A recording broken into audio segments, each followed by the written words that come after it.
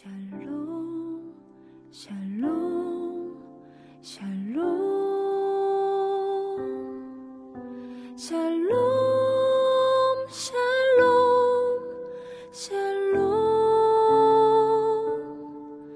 내니 두려워 말아라 나의 아들 나의 딸아 안심하라 샬롬 샬롬 샬롬 샬롬 샬롬 샬롬 나의 평안을 주노라 세상과는 다른 평안 두려워 마라 샬롬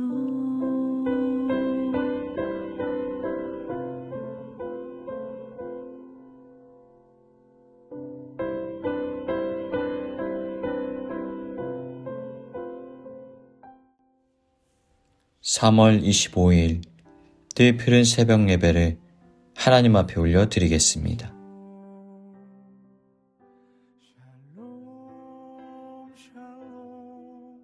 모세의 얼굴에 광채를 봄으로 모세가 여호와께 말하러 들어가기까지 다시 수건으로 자기의 얼굴을 가렸더라. 아멘. 오늘 출애굽기 34장의 말씀을 중심으로 해서 함께 말씀의 은혜 나누기를 원합니다. 우리가 살면서 겪게 되는 고통스러운 감정 중에 하나는 아마 돌이킬 수 없는 실패를 마주하게 됐을 때 참담함을 겪는 그 심정일 것입니다. 하나님 앞에서 혹은 내가 사랑하는 사람들 앞에서 다짐했던 약속을 스스로 깨트려 버렸을 때, 절대 짓지 않겠다고 눈물로 회개했던 죄의 자리를 또다시 뒹굴고 있는 나의 초라한 모습을 발견했을 때 쥐구멍에라도 숨고 싶은 부끄러움과 자책감에 휩싸이게 될 때가 있습니다. 나는 안 되는구나. 하나님도 나를 포기하셨겠지. 이런 깊은 영적인 절망감, 혹시 이러한 어둡고 긴 밤을 여러분 지새워 보신 적이 있으십니까?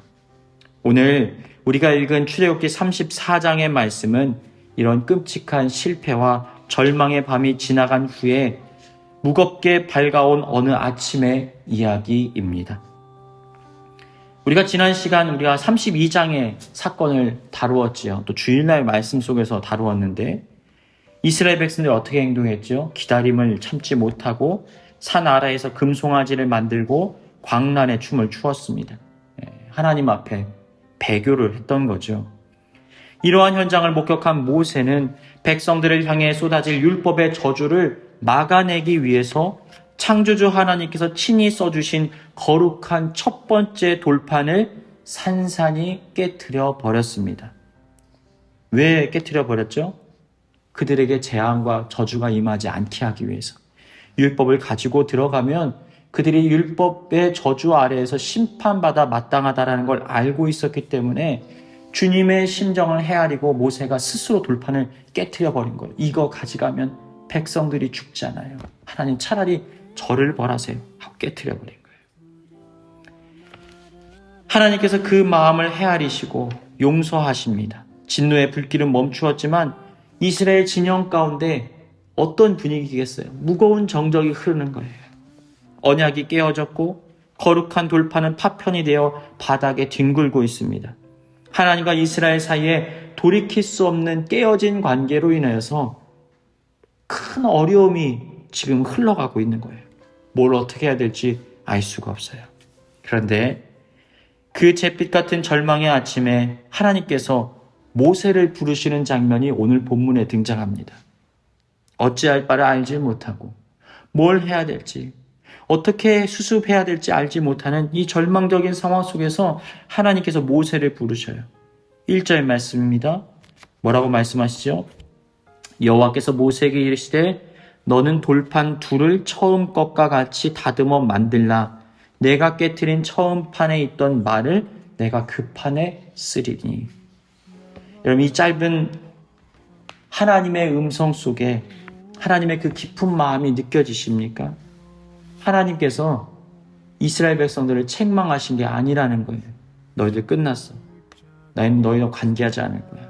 너희들 앞에서 사라져라 라고 하신 것이 아니라 하나님이 이렇게 말씀하시는 거예요. 모세야, 다시 돌판을 깎아줘 가지고 와라.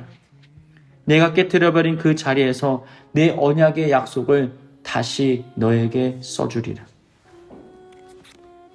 나의 끊임없이 연약함과 반복되는 실패 때문에 때때로 우리는 마음이 무너져 내릴 때가 있어요.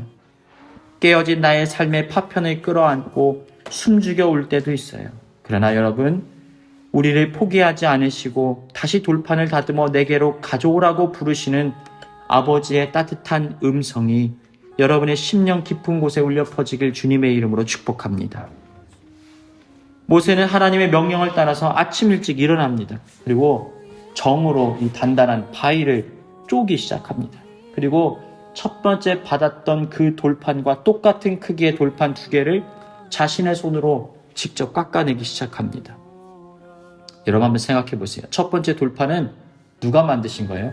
하나님께서 친히 다듬으시고 친히 글씨를 새겨주신 완벽한 은혜의 선물이었습니다. 모세는 그냥 받기만 하면 되는 거였어요. 이 언약도요, 어떤 거예요? 내가 너의 하나님이 될게. 내가 너를 나의 백성으로 삼아줄게. 이거예요.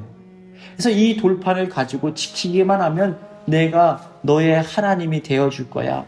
라는 일방적인 하나님의 축복이에요. 그래서 받기만 하면 되는 거였어요. 그런데 죄악으로 인하여서 첫 번째 은혜를 깨트려 버렸을 때, 두 번째 기회를 얻기 위해서는 고통스러운 깎아냄의 과정이 필요했다라는 것입니다. 여러분, 단단한 바위를 깨트려서 반듯한 돌판 만드는 일이 얼마나 힘든 일입니까? 정을 내리칠 때마다 모세의 손이 쩌릿쩌릿했을 거예요. 이마에는 땀방울이 맺혔을 것입니다. 돌을 깎으면서 어떤 생각이 들었을까요? 아, 우리가 짓고 부셔버린 이 죄의 대가가 정말 무서운 것이구나. 이 무너진 관계를 세우기 위해서는 뼈를 깎는 아픔이 필요하구나. 아마 모세는 돌판을 손으로 깎은 게 아니라 심정으로, 눈물로 깎지 않았을까요? 백성들의 죄악된 본성을 깎아내듯 중보기도 하듯 그 돌판을 다듬어 나갔을 것입니다. 여러분, 우리 신앙생활도 이와 마찬가지예요. 하나님은 회개하는 자를 언제나 조건 없이 안아주십니다. 그러나 깨어진 내 삶이 다시 세워지기 위해서는 내 안에 딱딱하게 굳어진 돌 같은 마음, 교만과 아집, 탐욕과 정욕의 바위를 내 손으로 부수고 깨트리는 철저히 자기 부인의 시간이 필요하다라는 거예요. 그런데 여러분, 우리가 여기서 놓치지 말아야 되는 중요한 부분이 있습니다. 모세가 아무리 피땀 흘려서 돌판을 아름답게 깎아냈다고 한들 그 돌판은 그냥 매끄러운 바위 덩어리에 불과해요. 여러분, 이 빈 돌판이 생명이 임하고 그것이 거룩한 언약의 말씀이 되기 위해서 뭐가 필요합니까? 하나님께서 거기에 글씨를 새겨 넣으셔야 되는 거예요. 사랑하는 여러분, 내 죄를 아파하고 눈물로 마음의 돌판을 깎아 십자가 앞에 우리가 나아가게 되면 하나님께서는 과거의 우리의 연약함과 허물됨을 기억하지 않으십니다. 실패를 다시 되묻지 않으십니다. 우리를 책망하지 않으십니다. 텅 빈 내 상처의 돌판 위에 주님의 거룩한 피로 용서와 사랑이라는 은혜의 말씀을 꼭꼭 눌러 새겨 주시는 거예요. 여러분, 이것이 바로 우리를 향한 십자가의 은혜이고 하나님께서 또다시 우리에게 허락하시는 하나님의 놀라운 사랑과 축복인 것입니다. 그 은혜가 우리 공동체와 우리 개인의 삶에 있기를 축복합니다. 무거운 두 돌판을 가슴에 안고 산꼭대기에 오른 모세. 하나님은 빽빽한 구름 사이에서 강림하시고 숨죽이고 엎드린 모세 앞을 지나가십니다. 어떤 마음일까요? 백성들 때문에도 가슴이 편안하지 않아요. 또 어떤 상황입니까? 또 돌판을 깨뜨린 죄인이기 때문에 하나님 얼굴 감히 들 수가 없는 거예요. 온 우주가 멈춘 듯한 장엄한 침묵 속에서, 그런데 하나님께서는 모세에게 진짜 자신의 이름을 알려주십니다. 6절과 7절인데요. 우리가 한번 천천히 읽어볼까요? 34장 6절과 7절입니다. 시작. 여호와께서 그의 앞으로 지나시며 선포하시되 여호와라 여호와라 자비롭고 은혜롭고 노하기를 더디하고 인자와 진실이 많은 하나님이라.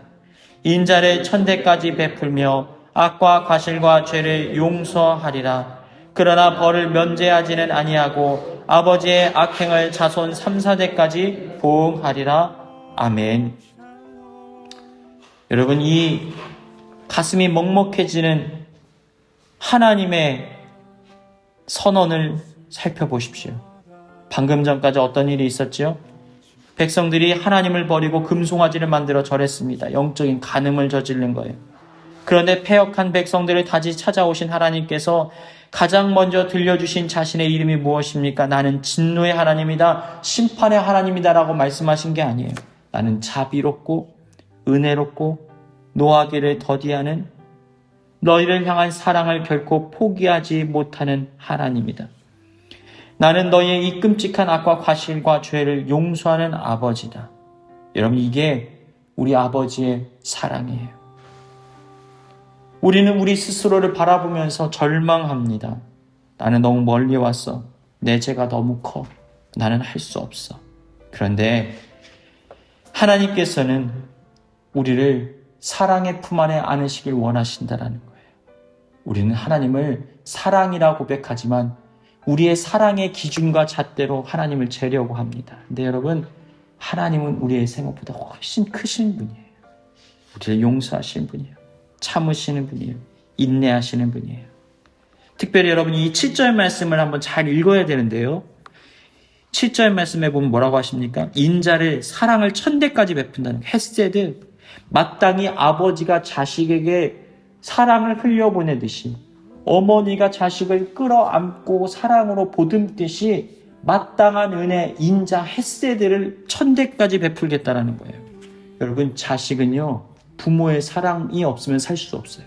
당연한 거예요. 또 부모는 자식을 위해서 생명까지 내어줄 수 있어요. 왜 그런지는 몰라요. 하나님께서 그렇게 연결시켜 놓으셨어요. 바로 그러한 사랑으로, 마땅한 사랑으로, 당연한 사랑으로 우리를 품에 안으시겠다라고 말씀하시는 거예요. 자, 그리고 나서 이 뒤에 보면은 이게 좀 불편할 수 있어요. 그러나 벌을 면제하지는 아니하고 아버지의 악행을 자손 3, 4대까지 보응하리라. 여러분, 이거 잘 읽으셔야 돼요. 학자들이 연구한 겁니다. 이 문학 비평, 이 학자들이 뭐라고 이것을 해석하냐면, 벌을 3, 4대까지 내리겠다는 얘기가 아니에요. 재앙이 계속 흘러갈 수밖에 없지만 하나님을 떠난 모든 자들은 하나님의 손을 멀리 벗어나서 그 은혜의 자리에 머물 수 없다라는 거예요. 그런데 3, 4대가 지나기 전에 내가 다시 그들을 붙잡아 원래 은혜의 자리로 인도하겠다라는 말씀이에요. 이거 이 해석이 잘못된 거예요. 번역이 잘못된 거예요. 아버지의 악행을 자손 3, 4대까지 보응하리라. 이 말은 무슨 얘기냐면, 내가 너를 죄의 길로 갔지만 3, 4대가 지나기 전에 다시 돌이켜서 은혜의 자리로 내가 이끌어낼 거야. 자기 선언이, 내가 사랑할 거야. 내가 사랑할 거야. 그런 경험이 있으실 거예요. 아이의 곤히 잠든 모습을 바라보면서 아버지가, 어머니가 이렇게 고백하는 거예요. 얘야, 내가 너만큼은 내가 잘 키울 거야. 자기 선언이잖아요. 너만큼은 너의 얼굴에서 미소를 지워지지 않도록 내가 최선을 다할 거예요. 자기 고백이에요. 자기 선언이에요. 하나님께서 스스로 말씀하시는 거예요. 내가 이 백성을 포기하지 않고 끝까지 사랑할 거야 하고 말씀하시는 장면이 오늘 본문이에요. 여러분, 이 하나님의 음성을 들으십시오. 우리의 꽁꽁 얼어붙은 마음이 주님의 음성으로 녹아내리길 축복합니다. 그리고 나서 이제 이 엄청난 하나님의 사랑의 고백을 듣는 순간 모세가 가슴이 동한 거예요. 견딜 수가 없어요. 엎드러져서 얼굴을 땅에 파묻습니다. 그리고 하나님을 향하여 이렇게 부르짖어 기도합니다. 9절입니다. 9절도 읽어볼까요? 9절이요. 시작. 이르되 주여 내가 주께 은혜를 입었거든 원하건대 주는 우리와 동행하옵소서. 이는 목이 뻣뻣한 백성이니이다. 우리의 악과 죄를 사하시고 우리를 주의 기업으로 삼으소서. 아멘. 여러분, 모세의 이 기도를 가만히 묵상해 보면 좀 이상합니다. 우리는 보통 누군가와 동행을 해달라고, 도와달라고 부탁할 때 어떻게 합니까? 하나님, 저 정신 차렸어요. 저 이제 착하게 살 테니까 도와주세요. 내가 좀 괜찮은 존재니까 이제는 내가 그런 자격이 있으니까 함께 가달라고 말하는 것 이치가 맞지 않습니까? 그런데 여러분, 모세는 반대로 기도하더라고요. 하나님, 우리는 목이 뻣뻣한 백성이에요. 우리는 구제불능입니다. 또 죄를 지을 거고 또 넘어질 것이고 또 실패할 거예요. 그러니까 우리와 제발 동행해 주세요. 여러분, 이 역설적인 고백이 이해가 되십니까? 하나님의 은혜를 뼛속 깊이 깨닫는 성도의 가장 위대한 신앙 고백이 바로 여기에 담겨져 있어요. 주님, 제가 저를 스스로 판단해 보니까 저는 소망이 없어요. 저 스스로를 믿을 수가 없어요. 주님이 내 손을 놔버리시면, 주님이 우리 가정의 손을 놔버리시면, 주님 우리 교회를 놔버리시면 우리는 버티지 못하고 금송아지 앞으로 달려갈 수밖에 없는 연약한 죄인입니다. 나의 약함이, 나의 죄악됨이 너무나 무섭습니다. 그러니까 주님, 제발 우리를 떠나지 마시고 나와 동행하여 주세요. 나를 불쌍히 여겨주세요. 사랑하는 여러분, 하나님은 우리가 나는 이제 완벽해요, 나 잘할 수 있어요 라고 말할 때 그 순간보다 나는 뻣뻣하고 연약한 죄인이에요, 나는 하나님의 은혜가 없이는 단 한 후도 살 수 없어요 라고 통곡하며 매달릴 때 우리의 상한 심령을 가장 기뻐하시고 끌어안아 주시는 분이십니다. 여러분, 이 모세의 기도가 우리의 기도가 되기를 원합니다. 내 연약함에 절망하지 마십시오. 오히려 연약함 때문에 더 간절하게 십자가의 옷자락을 붙드십시오. 주님은 상한 갈대를 꺾지 않으시고 꺼져가는 등불을 끄지 않으시는 은혜롭고 자비로우신 하나님이 되신다라는 거예요. 여러분, 이 사순절 기간 주님이 왜 고난당하셔야만 했습니까? 왜 물과 피를 다 쏟으셨습니까? 하나님의 은혜가 필요 없는 백성들이 아니에요. 냄새나고 연약하고 저주받아야 마땅한 백성들을 향하여 물과 피를 쏟으셨다라는 거예요. 제가 아주 인상 깊었던 장면이 하나가 떠오릅니다. 성지순례 때예요. 이스라엘에 가서 이 비아돌로로사, 예수님께서 십자가를 지고 골고다를 지나가시기까지 걸으셨던 그 십자가의 길이 있어요. 여러분, 언젠가 꼭 한번 가보시기 바랍니다. 그 7개의 처소가 있더라고요. 그런데 그 처소를 지나는데 저는 은혜 받을 준비를 하고 갔어요. 내가 너무너무 울다가 쓰러질지도 몰라. 쓰러질 준비를 하고 간 거예요. 그런데 제가 생각했던 이 십자가의 길과 내 눈앞에 펼쳐진 십자가의 길은 완전히 다르더라고요. 이 좁은 통로를 사이로 해서 이 두 그룹의 난전들이 양쪽으로 쫙 펼쳐져 있어요. 상인들이 물건을 사고 팔고 짐을 나르고 소리가 지르고 싸움이 벌어지고 그 뒤에서 이 손님들과 함께 이 순례객들이 같이 뒤로 앞으로 떠밀리면서 막 그 혼란스러운 상황, 너무너무 정신이 없어서 내가 이스라엘 왜 왔지? 실망감이 확 찾아오는 거예요. 도대체 이게 뭐야? 눈물이 나올 기회가 없어요. 어디에 앉아가지고 뭘 할 수 있는 상황이 막 뒤에서 떠미니까요. 막 그러면서 소리를 지르고 삿대질하고 싸우고 서로 멱살잡이를 하고 막 이러면서 떠밀려 가는 거예요. 옆에 있는 사람들이 순례객같이 보이면, 야, 너의 하나님은 하늘에 있는데 지금 왜 땅에서 찾냐? 조롱하는 이야기들이 막 들려와요. 그러면서 정신없이 와서 이제 짐을 싸고 정리를 하는데, 그때 비로소 저에게 한 가지 깨달음이 와요. 내가 이러한 이들을 위하여 십자가에서 물과 피를 쏟았다라는 거예요. 거룩하고 정결하고 깨끗해서 은혜 받는 거 아니에요. 죄인이 많은 곳에 은혜가 있는 거예요. 우리의 약함을 주님은 아세요. 그래서 우리를 용서하기로 작정하셨을 그때에는 하나님께서 우리의 형편과 사정을 하시고 끝까지 포기하지 않으신다라는 사랑의 마음이 담겨져 있는 거예요. 이 모세가 40일간 하나님의 은혜를 깨닫게 됩니다. 그리고 나서 어떤 일이 벌어졌을까요? 우리가 읽었는데요. 29절 보니까요. 이런 내용이 나와요. 29절에 보니까 시내 산을 내려오니까 모세는 자기와 여호와가 말하였음을 말미암아 얼굴 피부에 광채가 나나 깨닫지 못하였다. 그러니까 모세의 얼굴에서 눈이 부실 정도로 찬란한 광채가 막 뿜어져 나오기 시작하는 거예요. 그리고 모세가 산 위에서 얼굴에 좋은 화장품 바른 거 아니잖아요. 자기 스스로가 내 얼굴에서 빛이 좀 나야지 빛난 것도 아니었어요. 빛이 나는지조차 몰랐어요. 근데 어떻게 이런 일이 일어났을까요? 자비롭고 은혜로우신 하나님, 그 영광의 본체이신 하나님과 온전히 마주보고 대면하였기 때문에 그분의 은혜의 빛이 모세에게 깃들게 된 거예요. 사랑 여러분, 십자가의 빛에 비추어지면요, 빛이 납니다. 은혜가 있으면요, 은혜가 흘러갑니다. 율법의 빛에 비추어짐을 받잖아요. 그러면 율법이 내 안에 나도 모르게 나와요. 정죄, 미움, 질투가 나와요.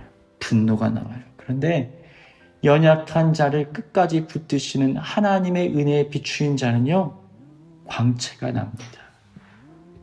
오늘 이 새벽 여러분의 삶에 하나님의 은혜의 빛이 비추어지기를 원합니다. 그래서 모세와 같이 찬란한 하나님의 은혜의 빛을 품고 하나님의 영광됨을 누리며 이 땅을 살아가는 저와 여러분의 삶이 되시길 주님의 이름으로 축원합니다. 교회 주신 공동의 기도 제목을 가지고 다 같이 기도합니다. 하나님의 응답이 더딜 때 내 손으로 만들었던 마음속 금송아지들을 회개함으로 부수어 드리고 오직 주님만을 신뢰하게 하여 주옵소서. 율법의 저주로부터 우리를 살리기 위하여 십자가 위에서 자신의 몸을 산산히 깨뜨리신 예수 그리스도의 그 사랑을 가슴 깊이 새기게 하여 주옵소서. 타인을 비판하고 정죄하는 율법의 잣대를 꺾어버리고 방황함의 영혼을 살리기 위해 눈물로 엎드려 중보하는 하나님의 마음을 아는 자로 서게 하여 주옵소서. 우리 늘푸른 교회를 향한 주님의 뜻을 분별하게 하시고 주님의 뜻만이 온전히 이루어지게 하여 주옵소서. 다 같이 기도하시겠습니다. 상한 자들 고치시며 상처를 싸매시도다. 별들의 수를 세시며 이름을 붙이셨도다. 그가 구름으로 하늘을 덮으시며 땅을